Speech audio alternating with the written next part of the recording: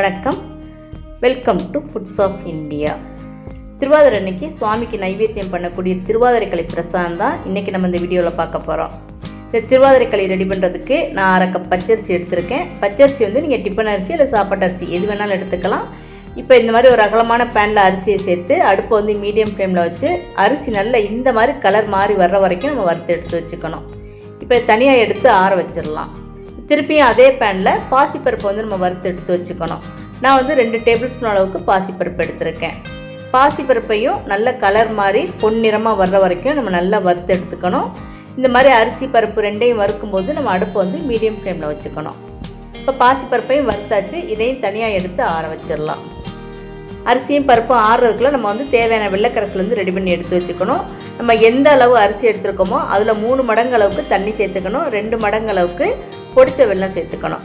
நான் வந்து 1/2 கப் அரிசி எடுத்திருக்கேன், அதனால் 1/2 கப் அளவுக்கு தண்ணி சேர்த்துருக்கேன். 1/2 கப் அரிசிக்கு 1 கப் அளவுக்கு பொடிச்ச வெல்லம் சேர்த்துருக்கேன்.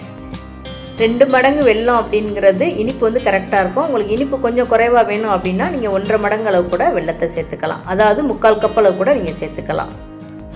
இப்போ ஒரு கடாயில் நான் 1 டேபிள் ஸ்பூன் அளவுக்கு நெய் சேர்த்துருக்கேன். நெய் நல்லா இந்த மாதிரி உருகி வந்த உடனே தேவையான அளவு முந்திரி பருப்பு வந்து நம்ம வறுத்து எடுத்து வச்சுக்கணும். முந்திரி பருப்பு வந்து வறுக்கும்போது அடுப்பை வந்து சிம்மில் வச்சு தான் வறுத்து எடுத்துக்கணும். முந்திரி பருப்பு கொஞ்சமாக கலர் மாறி வரும்போது தேவையான அளவு கிஸ்மிஸ் பழத்தையும் இதோட சேர்த்து நம்ம வறுத்து எடுத்துக்கலாம். கிஸ்மிஸ் பழம் நல்லா இந்த மாதிரி உப்பி வரும்போது இப்போ நம்ம அடுப்பை ஆஃப் பண்ணிவிட்டு இந்த முந்திரி பருப்பு கிஸ்மிஸ் பழம் ரெண்டையும் நம்ம தனியாக எடுத்து வச்சிடலாம். இப்போ இந்த கடாயில் வந்து நெய் கொஞ்சமாக இருக்குது. இப்போ இது கூட நம்ம கரைச்சி எடுத்து வச்சுருக்க அந்த வெள்ளை கரைசலை வந்து இதில் சேர்த்துக்கலாம். இப்போ வெள்ளை கரைசல் வந்து நல்லா கொதித்து வரணும். அது கொதித்து வர்றதுக்குள்ள நம்ம வந்து வறுத்து எடுத்து வச்சுருக்க அரிசி பருப்பு ரெண்டையும் நம்ம அரைச்சி எடுத்துக்கலாம். ஒரு மிக்ஸி ஜாரில் வறுத்து எடுத்து வச்சுருக்க அந்த அரிசி பருப்பு ரெண்டையும் சேர்த்து நம்ம வந்து ரவை பதத்துக்கு அரைச்சி எடுத்து வச்சுக்கணும். ரொம்பவும் குருணை மாதிரியும் இருக்கக்கூடாது, அதே மாதிரி ரொம்பவும் நைஸாக இடியப்ப மாவு பதத்துக்கும் இருக்கக்கூடாது. ரெண்டுக்கும் மீடியமாக இருக்க மாதிரி நம்ம அரைச்சி எடுத்து வச்சுக்கணும். இப்போ வெள்ளை கரைசல் வந்து நல்லா கொதிச்சு வருது. இந்த டைம் வந்து நம்ம தேவையான அளவு தேங்காய் துருவல் சேர்த்துக்கணும். நான் வந்து 1/4 கப் அளவுக்கு தேங்காய் துருவல் சேர்த்துருக்கேன். அதே மாதிரி 1 சிட்டிகை உப்பு சேர்த்துருக்கேன். இப்போ இந்த டைம் நம்ம அரைச்சி எடுத்து வச்சுருக்க அந்த அரிசி பருப்பு மாவு வந்து இதில் சேர்த்துக்கணும். இதை சேர்க்கும் போது அடுப்பை சிம்மில் வச்சிடணும். அதே மாதிரி கைவிடாமல் இந்த மாதிரி நல்லா கிளறி விடணும். இந்த மாதிரி நல்லா கிளறி விட்டோம்னா தான் அந்த மாவு வந்து கட்டிப்படாமல் இருக்கும். வழக்கமாக நம்ம களி செய்யும்போது தண்ணி நல்லா கொதிச்சதுக்கப்புறம் மாவை கலந்து அது மாவு நல்லா வெந்ததுக்கப்புறம் தான் நம்ம வெள்ளை கரைசலை சேர்ப்போம். ஆனால் இதில் வந்து அரிசி பருப்பு ரெண்டையுமே நம்ம நல்லா வறுத்து எடுத்துட்டோம். அதனால டைரெக்டாகவே நம்ம வெள்ளை கரைசலை வந்து அந்த மாவை வந்து சேர்த்துக்கலாம்.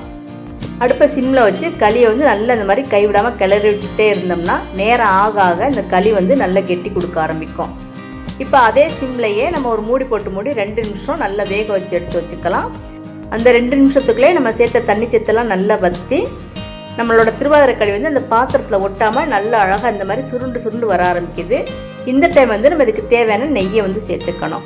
முதல்ல நம்ம வந்து ஏலக்காயை சேர்த்துக்கலாம். நான் வந்து ஒரு 3 ஏலக்காயை பொடி பண்ணி சேர்த்துருக்கேன். இது கூட நம்ம வறுத்து எடுத்து வச்சுருக்க அந்த முந்திரி பருப்பு கிஸ்மிஸ் பழம் சேர்த்துக்கலாம். அப்புறம் தேவையான அளவு நெய் சேர்த்துக்கணும். நான் வந்து 2 டேபிள் ஸ்பூன் அளவுக்கு நெய் சேர்த்துருக்கேன். திருவாதிரைக்களிக்கு வந்து நெய் வந்து அதிகமாக சேர்க்கணுங்கிற தேவையெல்லாம் கிடையாது, இதுவே வந்து கரெக்டாக இருக்கும். இப்போ நல்லா இந்த மாதிரி கரண்டினால் கலந்து விடணும்.